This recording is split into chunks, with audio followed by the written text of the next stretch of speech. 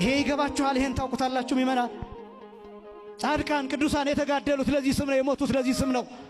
የተንከራተቱት ለዚህ ስም ነው። ዋጋ የከፈሉት ለዚህ ስም ነው። ምክንያቱም ይሄን ስም ማንም ይሄ ዓለም ከሚያውቀው በላይ ይረዱታል፣ ያውቁታል። የሙሽራቸው ስም ነው። የአባታቸው ስም ነው።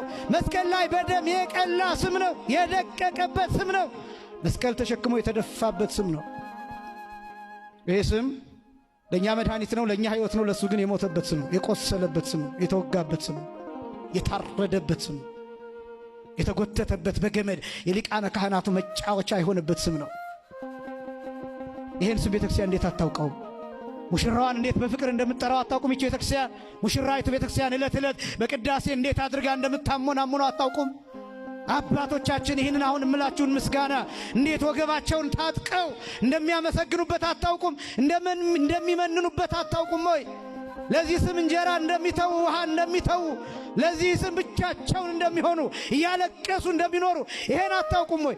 ለምንድን ነው የምትደነግጡት? ኢየሱስ አይሰበክም በኦርቶዶክስ ቤተክርስቲያን ሲባል ብዙ እኮ የምትደነግጡ ሰዎች አላችሁ። እንዲያውም አንዳንዶቻችሁም አብራችሁ ሁሉ ታማላችሁ ቤተክርስቲያን። አዎ ልክ ነው ክርስቶስ አይሰበክም የምትሉ ሰዎች አላችሁ።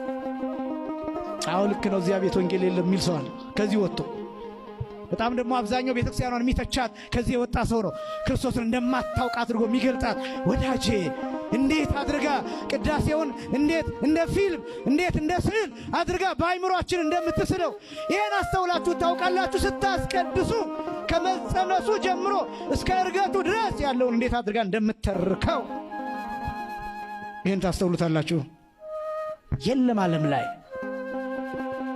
የለም የጌታ ሥጋና ደም የሚቀርብበት ከዚህ ቤተክርስቲያን ውጭ ሌላ ዓለም ላይ የለም። እንዴት እንደሚከበር እናንተ ራሱ ማትቆርቡት ስለምትፈሩ አይደለም፣ ስለምታከብሩት አይደለም። አትቆርቡ አይደለም። በጣም መፍራታችሁን እያደነኩላችሁ እንዳይመስላችሁ፣ ግን ደግሞ በጣም ስለምታከብሩት ቤተክርስቲያን አክብራ ስለነገረቻችሁ የጌታን ሥጋና ደም ብዙዎቻችሁ ለመቁረብ ትፈራላችሁ። ለምን? ክርስቶስን የምታከብር ይቺ ቤተክርስቲያን ብቻ ናት። በልኩ የምታከብር በሚገባት የምታከብር የምትገልጠው የማይቀማ ዕድል የማይቀማ ሀብት እያለች ታመሰግናለች። ልብስ ዘይት አንመ ወክዳን ዘይት ፈትለ